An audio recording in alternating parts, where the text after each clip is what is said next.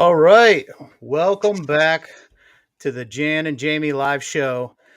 This week we are featuring first time home buyers. We actually have some in waiting, big waiting room today. People are just can't wait to call in. I have a working green screen, as you can see, every week, slowly but surely. We're upgrading our technology so we look just a little thinner, just a little tanner. Speaking of tan, friends, Jamie, what's going on today? How we doing, Jan? Well, listen, like you said, we're here to talk about first-time home buyers, what you have to do to be prepared to purchase your first home.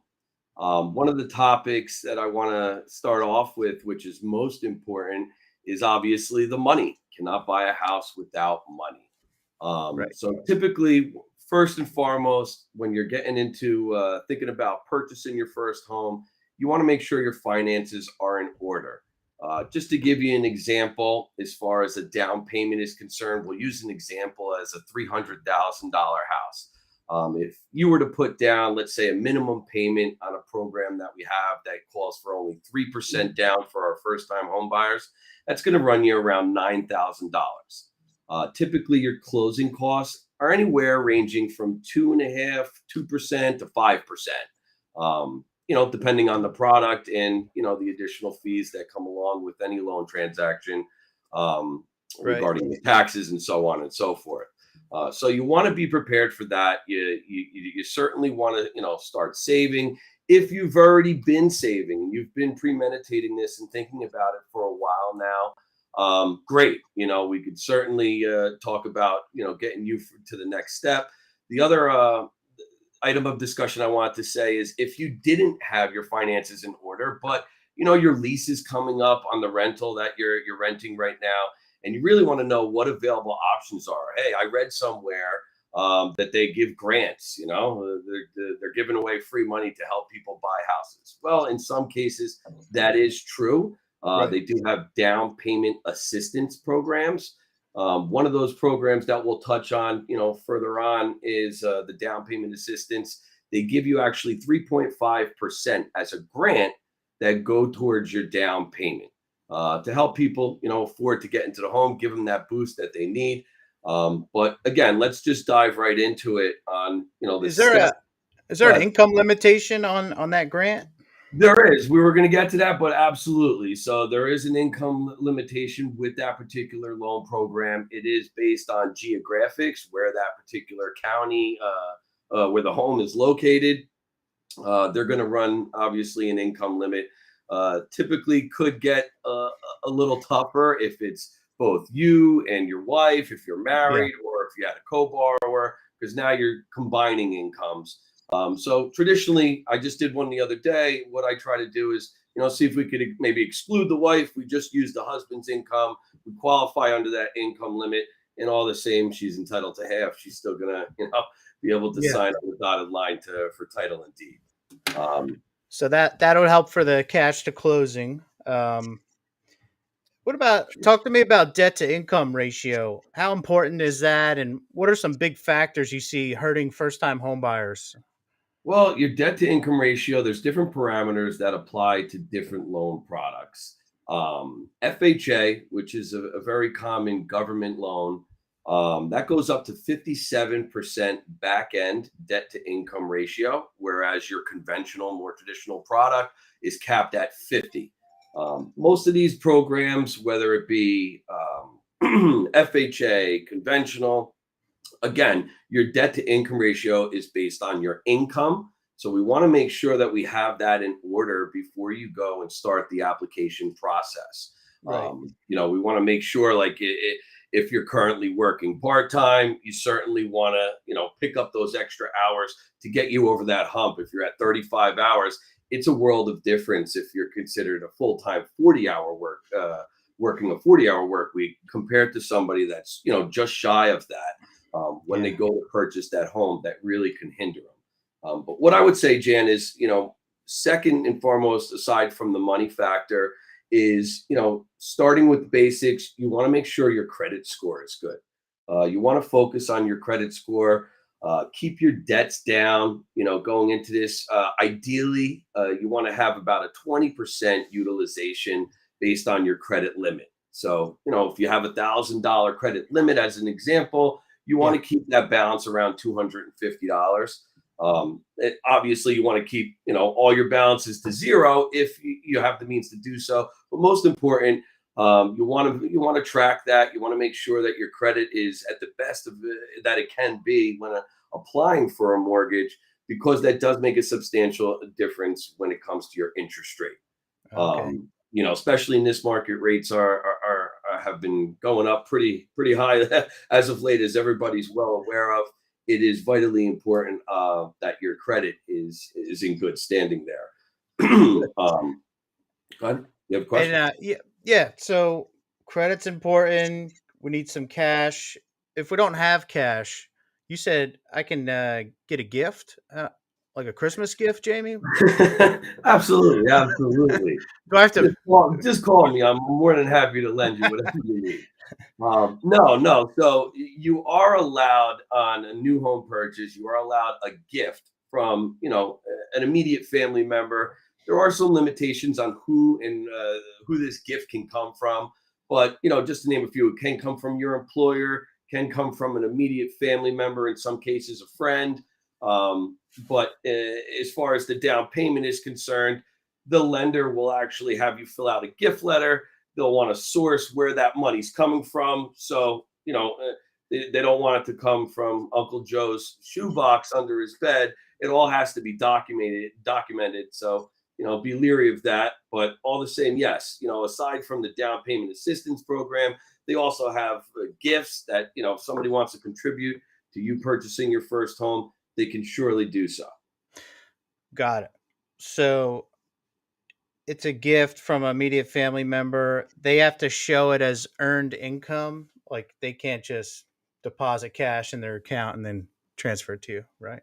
Yeah, well, it depends on the product. So if you're applying for an FHA loan, if you're using a gift towards your purchase, they are going to require the donor would have to source where that money came from with a 30-day receipt of his bank statement, just showing the means to lend that money as a gift, so to a financial hardship. That's the reasoning why they're really asking for that, because if you have $8,000 in your account and you're gifting your son $8,000 to purchase your home, they're going to probably raise a flag on that, because certainly you're not in a position to be gifting that money per se. They'll more assume it to be a loan at that point. Right. But again, that is there's a number of different ways that you can go about doing that. Again, conventional, if you're doing a conventional, more traditional product and you're using a gift, they only want to see a receipt of that transaction, whether it be just a deposit slip showing a copy of the check. Your mother wrote you a check to purchase the home. They're going to need a physical copy of that check and show proof that the funds obviously cleared into your account for that to be acceptable. Let's say first time home buyer, and my debt to income ratio is not great. Could multi-family home help me in that scenario? Because the other part of the house is potential. The other part of the duplex is paying. Absolutely, I definitely wanted to get into that because let's put it like this: if you're a first-time home buyer, most people traditionally are going to say, I want to go out and get that single-family house.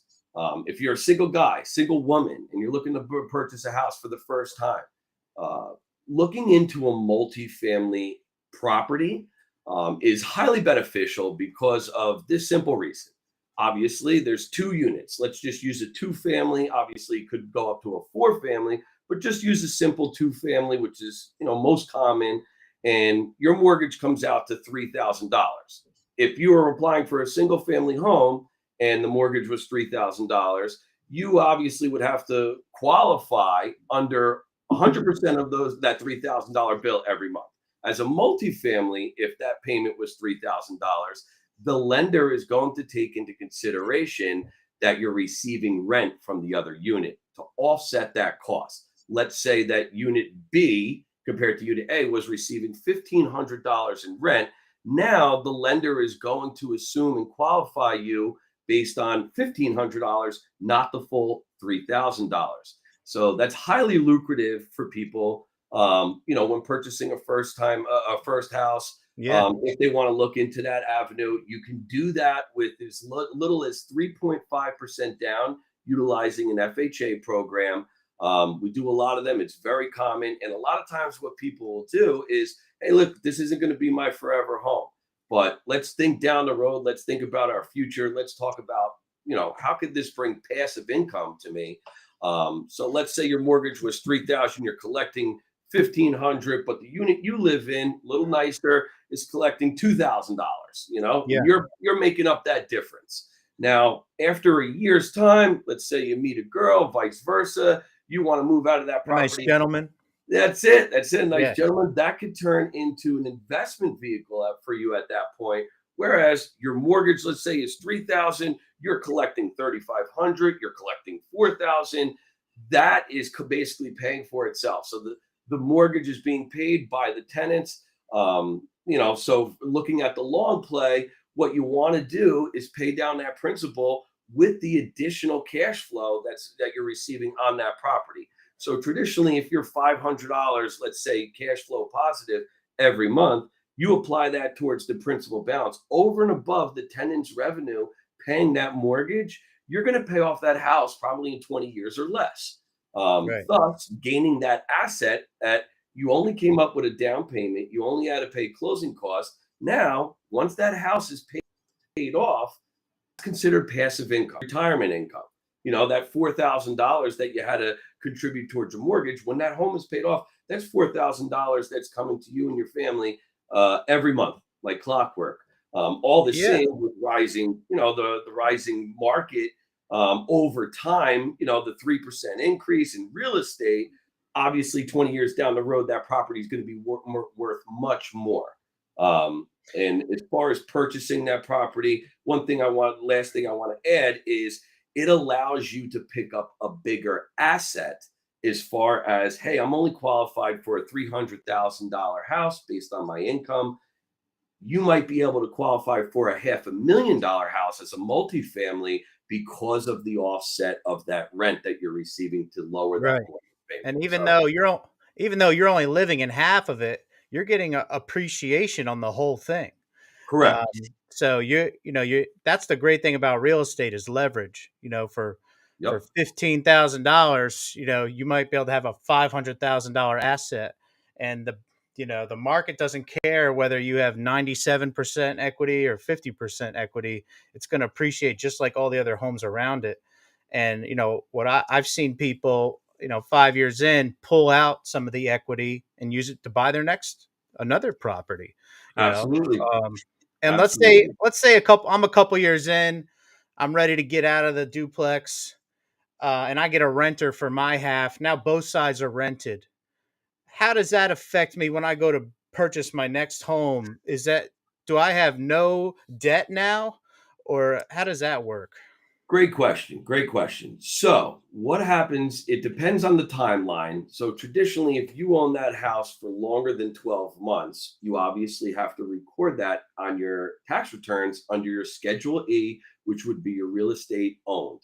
Um, Obviously, tax professionals are going to take deductions, try to help you with your tax liabilities there, and write a bunch of stuff off. So, you want to be leery of that because again, when it comes time to offsetting that debt when you're buying the new house, the underwriter is going to go directly to your Schedule E. She's going to look at what your claimed rental income was.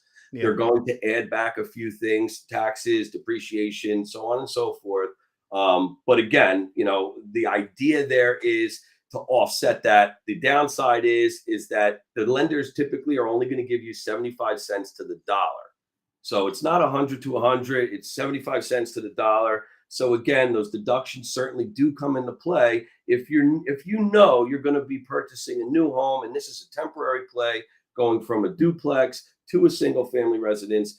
Come tax time, you certainly want to consult with somebody like myself, Sure. your tax professional, and just get on the same page. Stay ahead of it and just say, listen, I'm looking for this scenario. I'm going to be purchasing this house. I don't want it to hinder me in any way before I finalize my taxes. what do I have to do there? And it might be, take some less deductions on that, just to make sure we get you over the hump and we cross out that, we defer that debt when it comes time to applying for a new home. Jamie, we have a special guest on hold right now. I'm going to bring him in. His name's Kenny. Hold on. Let's see if we could bring him in. All right, we got Kenny here. Speaking of creative ways to purchase a home, Jamie, how is Kenny here able to do it? Kenny, are you still there? Ken, he blacked out his phone. That's okay. That's okay. Well, while Kenny fixes what he's got on his end, Kenny's a previous client of mine and a friend. Kenny, as a first-time home buyer, chose to take advantage of the FHA 203K loan. Benefits to that, 3.5% down. Also, you are allowed to finance in the repair cost to a property. So, the property needed a lot of work that Kenny was interested in.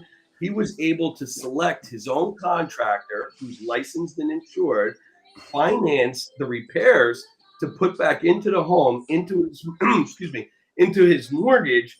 Wow. And thus the end game for Kenny, I'm sure he'll relay this to everybody all the same, is you come out with that much more equity. So the end game is, somebody that's going to pay 20 grand to update their house, they're going to put a bill of around 50,000 when it comes time to sell that.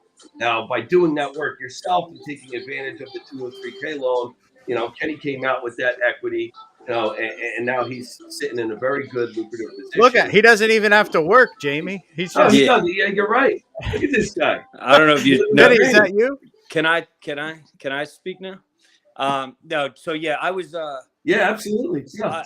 I had many minutes of conversations with Mr. Murray while sitting in the parking lot while my stores on the boardwalk were operating. For a year and a half, 2 years prior to purchasing the home, going over every scenario. He's let me know about my credit, how much money I'm going to need to have down. Since I am a small business owner, I own a couple small businesses. What I'm going to have to show on my tax returns, this, that, the other thing. And Jamie helped me every step of the way. Unfortunately, when we were trying to purchase this house, can you guys hear me? Oh, yeah. Absolutely. Loud and clear. All right. So when I was going to purchase our house, we had a plan. I make a lot of my money in the summer, so let's try to find something in the fall. You got a nice chunk of money to throw down on something. Unfortunately, when we were looking to purchase a home, was the same time. It seemed like millions of people were trying to purchase homes in the areas we were looking. So anything at my price point that was ready to move into at the moment had 20, 30 different offers on it. And then at the end of the day, when, the best and final, you were, 30, 40, 50,000 over asking. And then you look around and you say, is this house worth that? And the answer was no. So some realtor gave me some advice. I forget who it was. I know a lot of realtors. And mentioned it could have been mentioned this loan, and I approached Jamie about it, and he explained this is what it is, yada yada yada. So long story short, we found something in our price point. I went to a contractor. We looked at the place. James, what am I going to have to put down on this thing? He let me know. Now the good thing about it was that I only had to put 3.5% down. I had a nice chunk of money thinking I was going to have to put 10, 15, 20% down on a house on a conventional loan. I didn't in this scenario. So I was able to put down 3.5% and then use the rest of the cash that I had set aside to also give to the contractor to go along with the money I borrowed on the loan. So I got, Jamie, correct me if I'm wrong, it was like a partial 203K construction loan. You have, there's the partial one and the full one. There's two different aspects of it. You went through like the streamlined version where they'll cap you, they'll allow you to factor in $35,000 worth of repairs. Granted, the full 203K is more for structural additions. There's engineers involved, a lot more complex. But certainly, listen, Ken, the reason why we did that, right? Because you came to me and you said, listen, I'm just losing bid after bid after bid. The frustrations are setting in. And I said, start looking at those houses that people don't have their eyes on. Yeah. Everybody wants a turnkey property, but you have to have a little tunnel vision. And what happens is there's not a line out the door, for those properties that have a dated kitchen. Somebody's wife looks at that and they're like, on to the next one. But, you get in there, you take advantage of this program, you redo that kitchen, you redo those bathrooms. And that's, firsthand, you put the money into it, you came out the winner on that day. Absolutely. And that's really what happened here. This specific property, was listed for 3 months, I believe it was 2-3 months. And at the time, anything, these things were listed and sold in 2 weeks. So we were like, okay, we got a shot here. Nobody's knocking the doors down. And now, granted, too, I mean, we scored. This house is in a highly sought after neighborhood in Wall Township. Great schools. I'm about 7 minutes from DJs and the DJs Jetty and Belmar. I work in Seaside. It takes me 25 minutes to get down. I'm very close.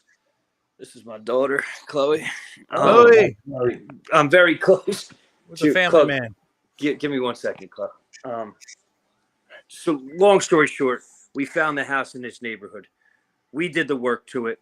And we really lucked out. The house had very good bones. So the work that we needed to be done, was we knocked the wall down. We put a kitchen in right above me.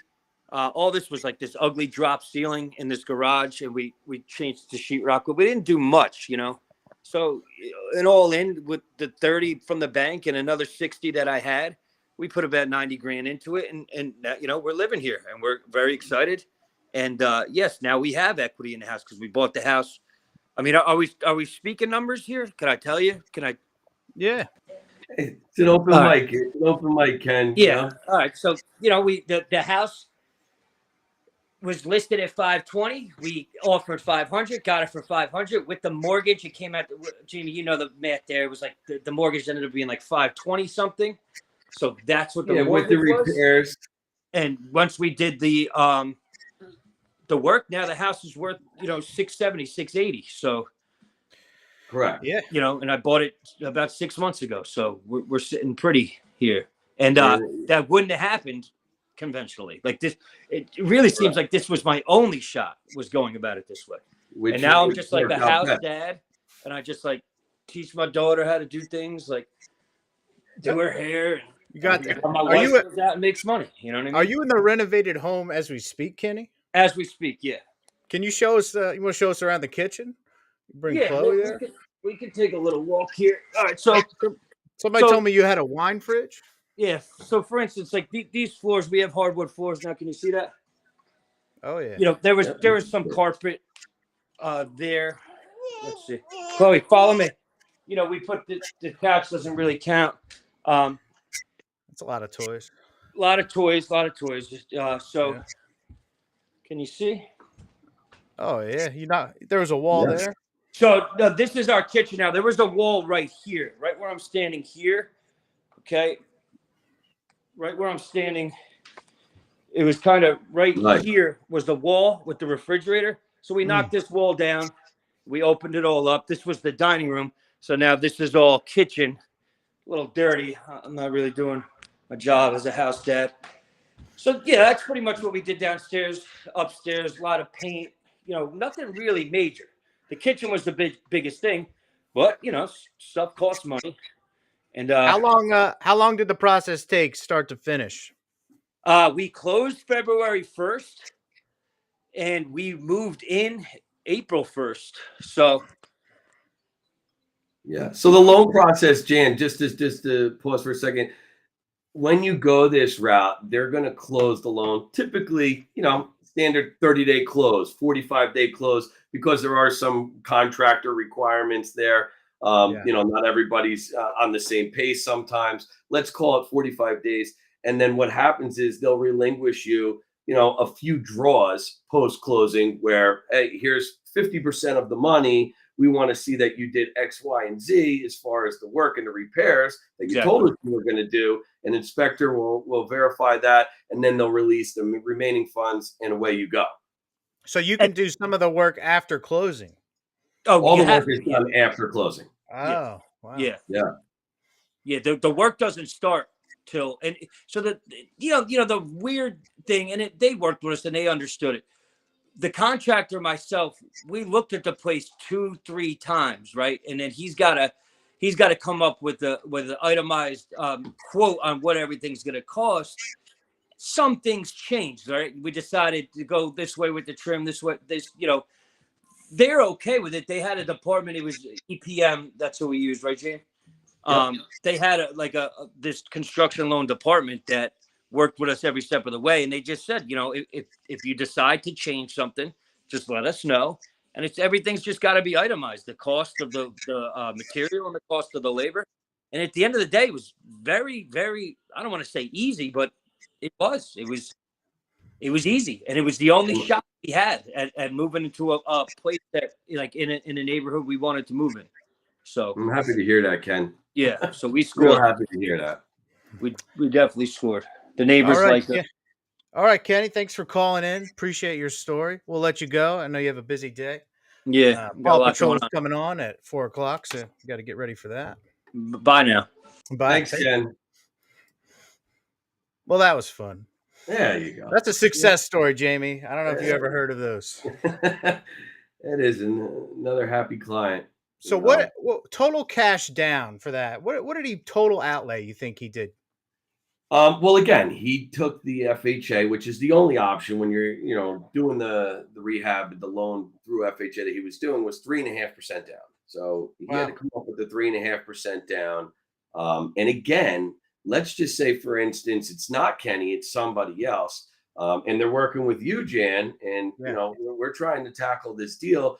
You can actually get a seller's concession to offset some of those closing costs, which, if you're not familiar with that, typically they'll allot you up to a 6% seller's concession, which in a situation where Kenny is, or many of these other people, if it's a home that's, not that's outdated and not too pretty to the eye, aesthetically, typically they know that there's not a line out the door to purchase their home.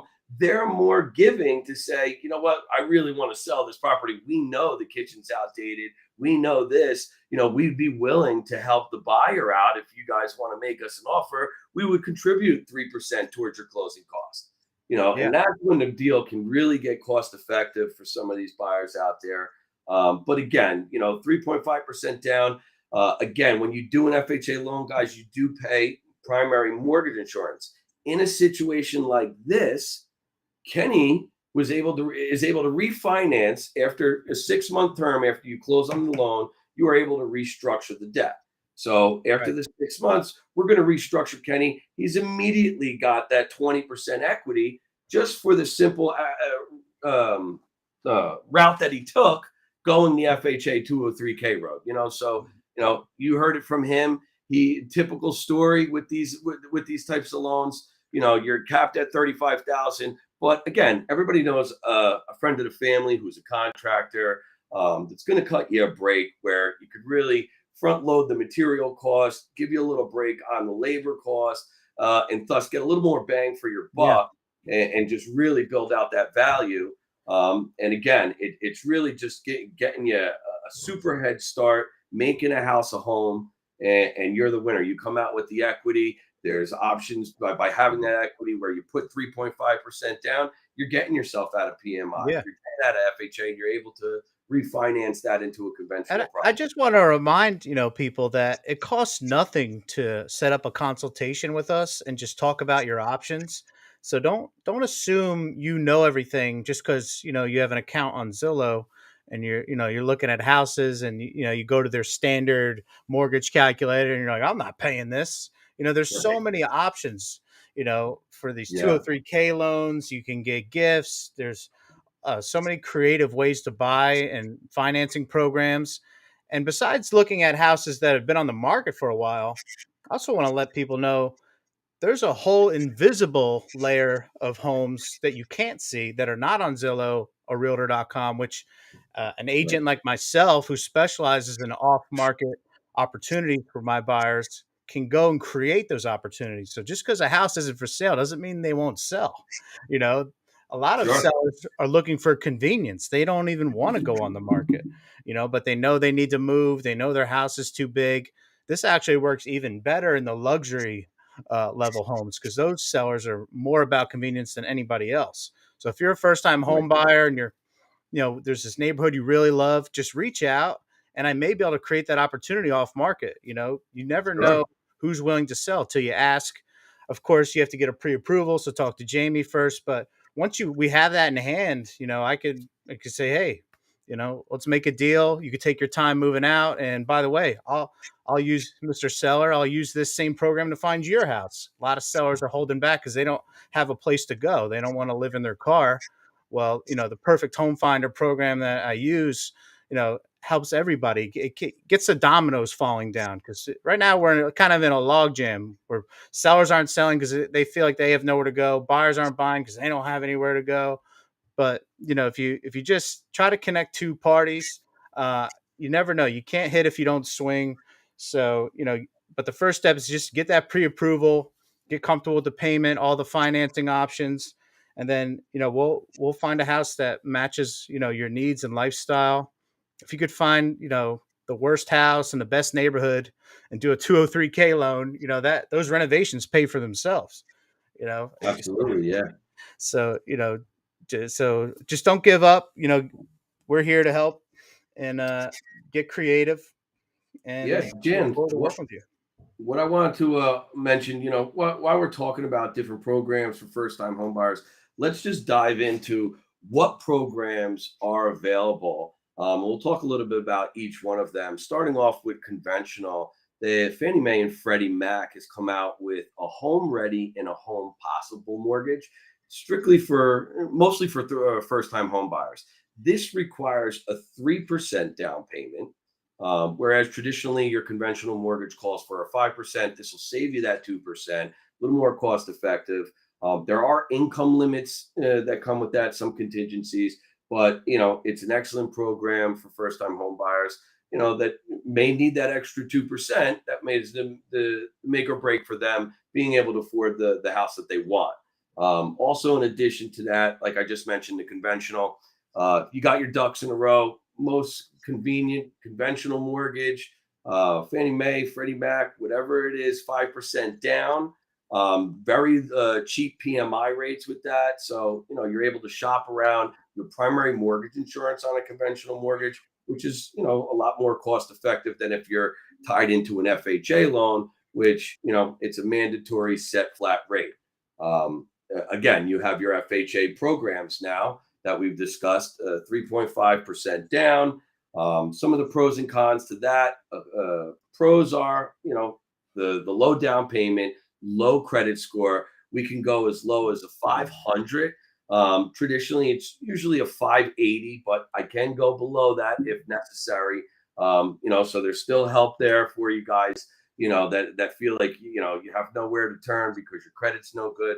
We will help you get to where you need to be to qualify for a program like that. Again, another pro, let's say a con. The government obviously doesn't do anything for free, so they do charge you 1.75% of your loan amount that is rolled into the back end of the loan. You don't have to come to the table with those funds, but it is financed over the course of time, rolled into the back end of your mortgage. Again, if your credit's not so good, low down payment, FHA seems to be, very prominent in our country. The majority of loans are FHA. And also the rates are a little more forgivable than a conventional because they throw you a little bit of a bone knowing that you're going to pay that mortgage insurance, and they're going to charge you their 1.75%. So you do get, probably typically like a half a point swing down, whereas where you would be on the conventional side. Gotcha.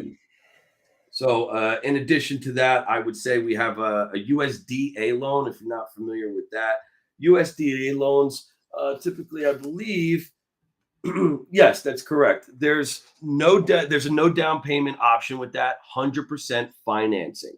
So no down payment required. It is for rural areas only. So geographically, you are very limited there. I would also say that the seller can pay the closing costs with a USDA loan. There's low fixed interest rates, no prepayment penalties. So basically, with the USDA loan, it's all about where you, your wife, your family, just you solely want to move to. If you want to get off the beaten path, get away from everybody, and Yeah.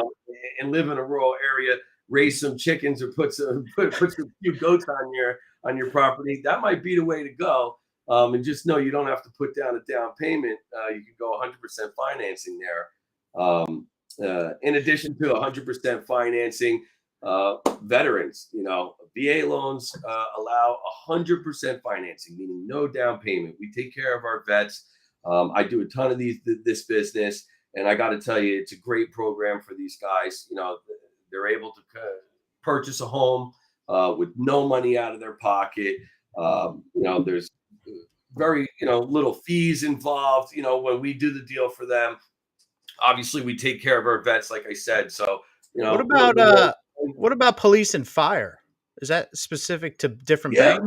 no, police and fire. Yes, that's if you are a policeman or fireman. It's a PBA loan. So the PBA loan is set forth by the state. Rates trending on a PBA loan right now are at 3.75%. I can tell you it's half of what you would pay, traditionally through a conventional mortgage right now. We do offer that service all the same. It has to be your primary home. So you can't take advantage of that program if you're thinking about renting it out and hey, I could get my investment property at 3.75. No, you do have to live in the house. They tack on a few monthly minor fees to take advantage of that program. But again, that's, if you are a policeman, if you are a fireman, it is absolutely huge for you to take advantage of that, especially in a market that we're in right now, where rates are trending around 7%. If you could get a 50% discount, for the same product, you're going to go that route every time. Yeah, your mortgage payment's 30 to 50% less than the next guy, right? Sure, absolutely. I know we mentioned the down payment assistance programs. It's a 3.5% grant. Just to recap, you are allowed up to a 6% seller's concession. With that, we go down as low as a 620 FICO score. So credit doesn't have to be good. And again, for somebody that's sitting in that apartment right now, with a girl and her boyfriend, and they're like we got to get out of here. We want to start a family. We're just paying rent, throwing money out the window. There are options, and one of that down payment assistance program is a great option for somebody that financially doesn't really have the means to put down all this money to purchase a home, but they have a good job, they pay their bills, they got a couple dollars aside.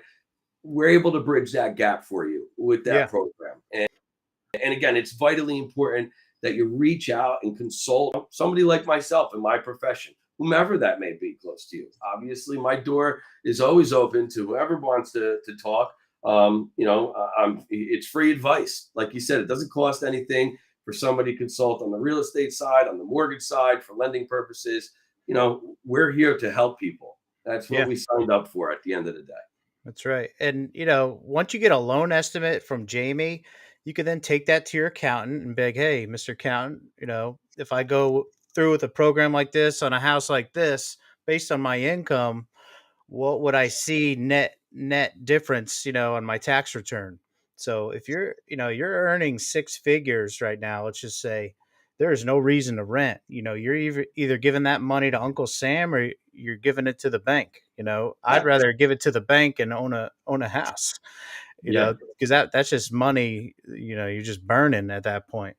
So it's very important to talk to, real estate agent, mortgage broker, and your accountant when making a purchasing decision like this. So you get the full picture, look at your cash flow, look at your tax benefits, because interest is an amazing write-off.